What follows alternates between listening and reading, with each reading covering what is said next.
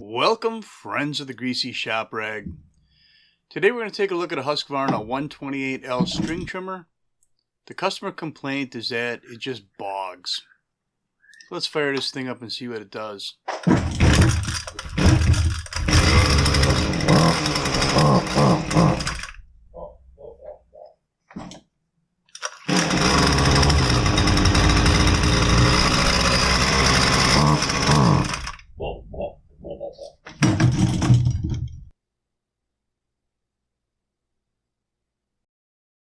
Tool Market Elite Technician. That must be you. Oh, brother. You can have that book. You were so lucky the other day. I went in Wally World. They had t-shirts on a clearance rack. Oh, brother. The man, the myth, the legend. They did not have them big enough to fit you. I would have bought that.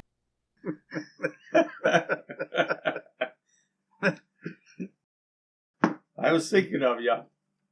Wonderful. All right, back to work. Get at it.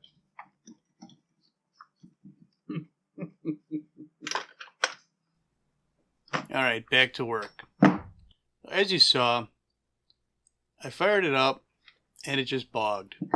Certainly, it's unusable in this condition. We looked in the fuel tank, we're looking in the cylinder, and right now what I'm seeing is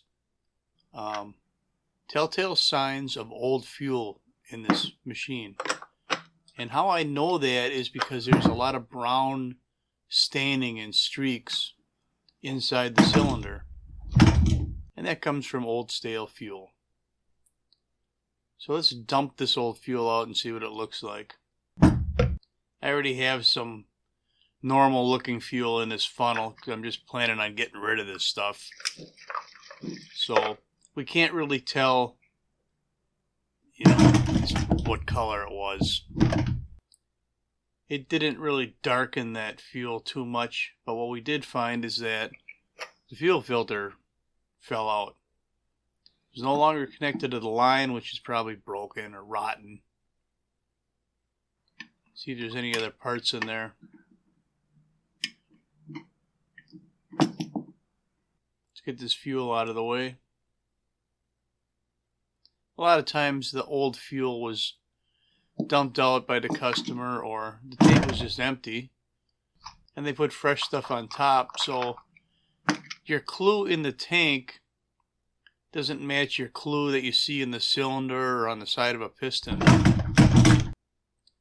because that's one of the customer's favorite lines is, but there's fresh fuel in it, and they don't tell you about the old fuel that was in it for 2 years prior.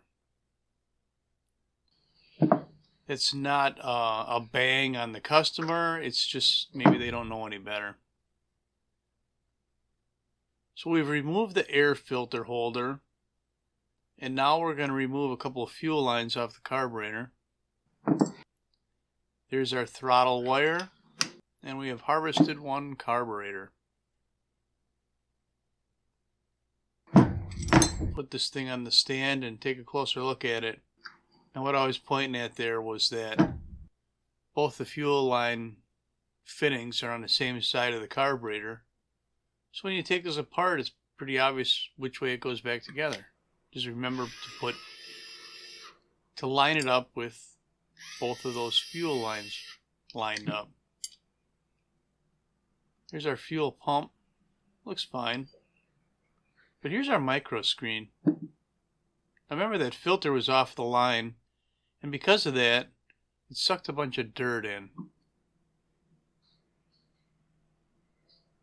And that dirt, I mean, it was probably at least 50% plugged. Plus there was kind of a scum over the top of that micro screen. And that alone would explain the bog. Just not getting enough fuel. Let's take a look at the metering diaphragm and see what that looks like.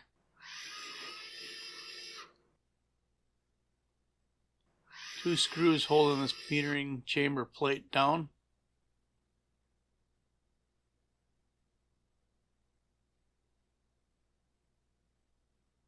And it looks a little bit old. and it's a little bit stiff. But this thing should have ran with that in there. The problem really was the filter not being on the fuel line and the thing allowed to suck a bunch of dirt and debris up.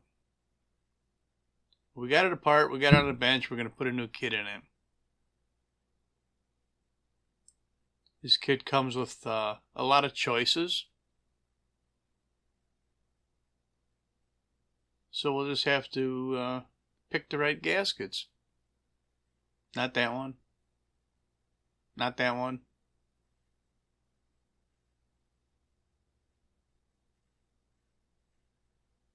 Sometimes these gaskets stick to the pump plate. We got lucky there.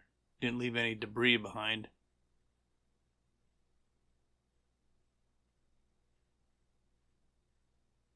So I'm laying the gaskets on the locating pins on that cover and then just dropping it on the carburetor.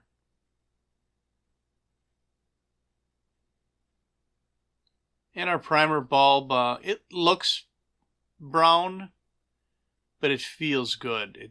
It doesn't feel old. So we're going to leave it on there. Run a couple of screws in here to hold it all down.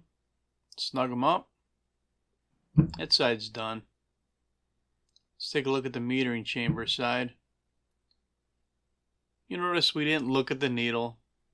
In fact, we didn't even grab a kit that had hard parts in it. Just the gasket kit. So we dropped our gasket and our metering diaphragm. And now screwing the cover down. And this is just a tin plate. I mean, you just get the screws snug. Good and snug. You don't want it falling apart, but you don't want to strip that little screw either.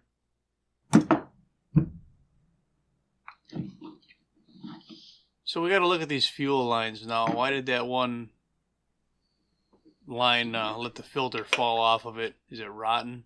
You can see it's old and brown. Yeah, it was rotten. The return line looks really good though. It feels good. We're probably going to leave that on there.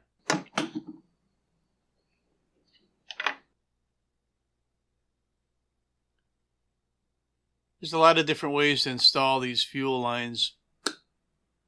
The way that I usually do it is just cutting a taper on the end of the line, pushing it through the tank, and then pulling it from the inside of the tank. We're going to use some isopropyl alcohol to lubricate the line to make it go through that tank a little easier. It's probably a better option than using an oil-based lubricant. Although I haven't had any problems with the oil-based lubricant, sometimes I get shunned for using it. So we'll use the isopropyl.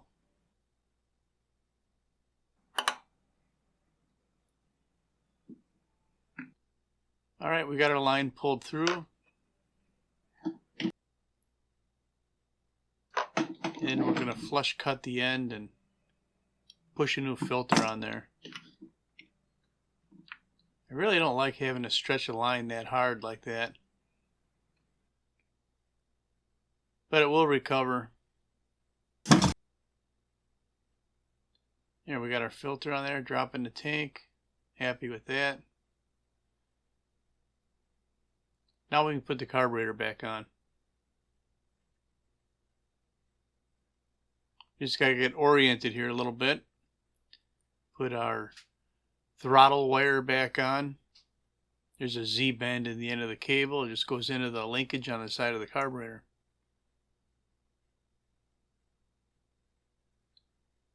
So how do I know which fuel line goes on which fitting?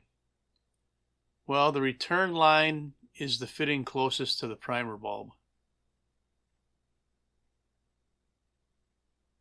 Now we've got our throttle cable over the top of that little shoulder there that it rides on. You have to have the choke closed in order to get this cover in place. And then we can spin the two nuts that hold it down.